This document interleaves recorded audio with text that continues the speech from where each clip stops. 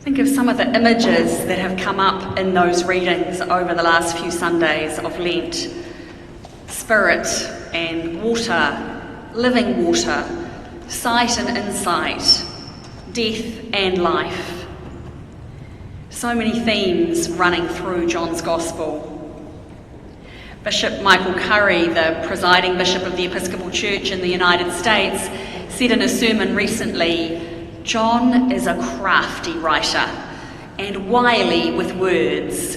He lays down clues like breadcrumbs in the Hansel and Gretel story, helping us find our way home."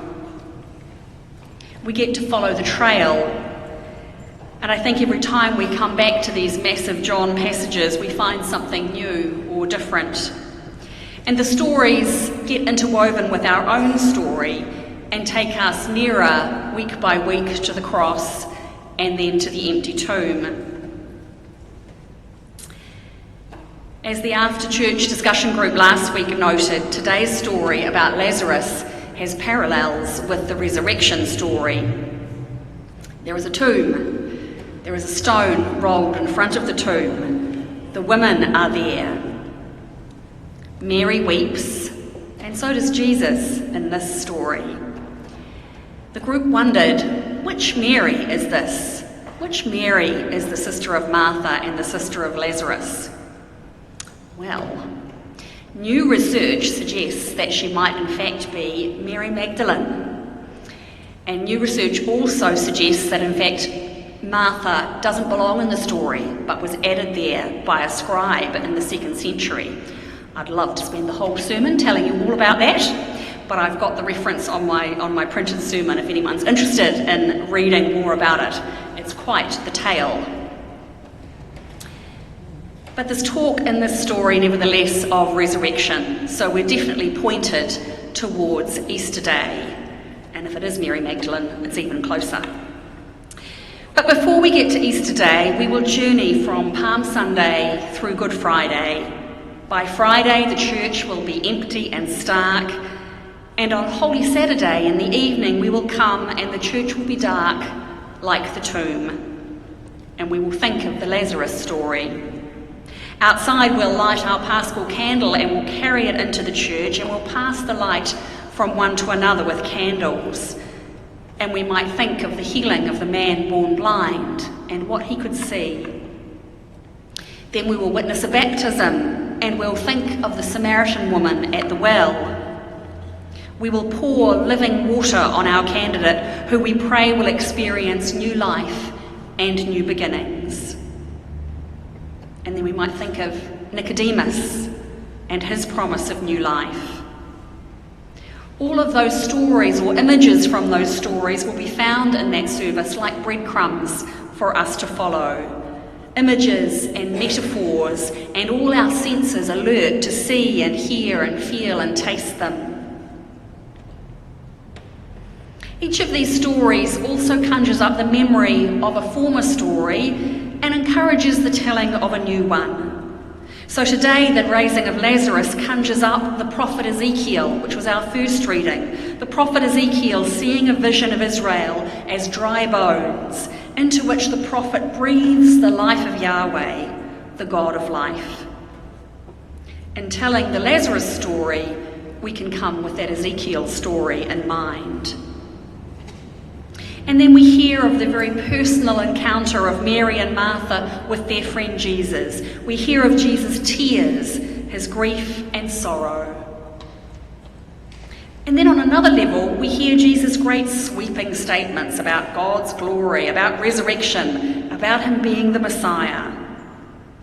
And those two threads, the personal and the human, and then the glorious or the divine, meet as he speaks to his friend Lazarus and commands him to come from the tomb. And the point here for us is not really, did it really happen this way? I know that's kind of a question in the back of our minds, but that's not really John's point. It's about how does this story connect with ours? What new story do we tell as we allow this one to resonate with us?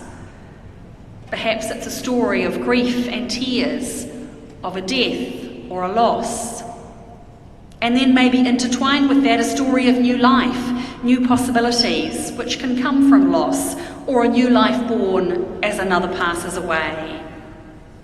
Or maybe the ability to face a loss because of Jesus' promise of new life, even if we can't see the new life yet. And the difference between Ezekiel and John is that the dry bones story is a story of promise for the future.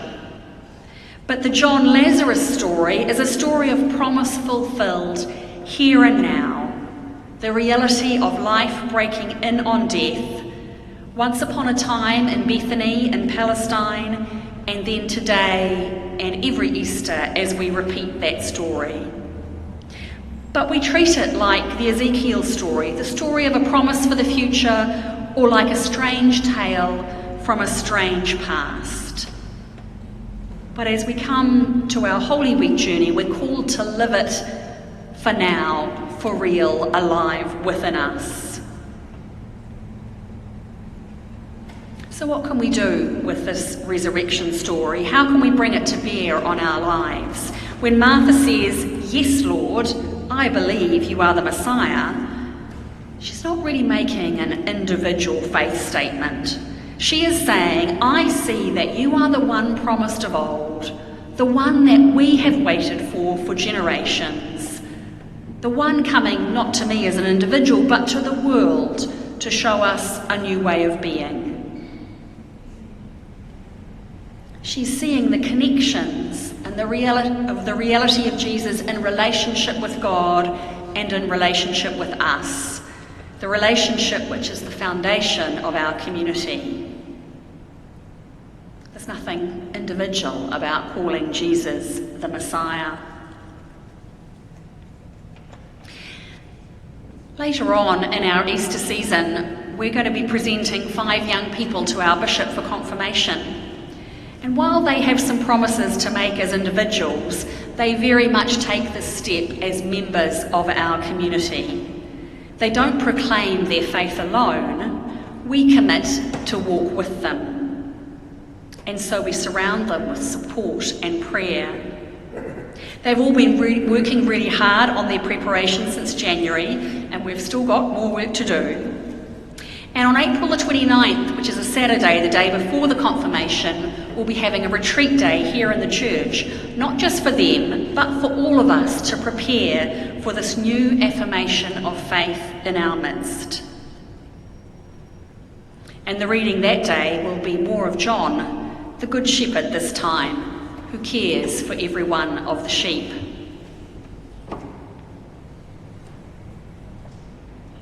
Today, after our service, we have the annual general meeting of our parish. Reports, finances, and our conversation, they're all about being good stewards of our community in which our faith can be nourished. We'll be talking about our priorities and who will be our lay leaders for the next year. Really important conversations. But as we meet, we don't just do that as kind of a business meeting. We don't put aside all our worship and the images of this Lent. We take them with us. And we take them with us as we move through our Easter journey. Spirit, water, living water, sight, insight, death and life. Nicodemus searching by night. The unnamed woman at the well drinking water by day. The man born with blindness who's the only one who can see. Jesus weeping with the women at the tomb. Let's follow these clues left for us by John, and we'll find our way home on Easter Day.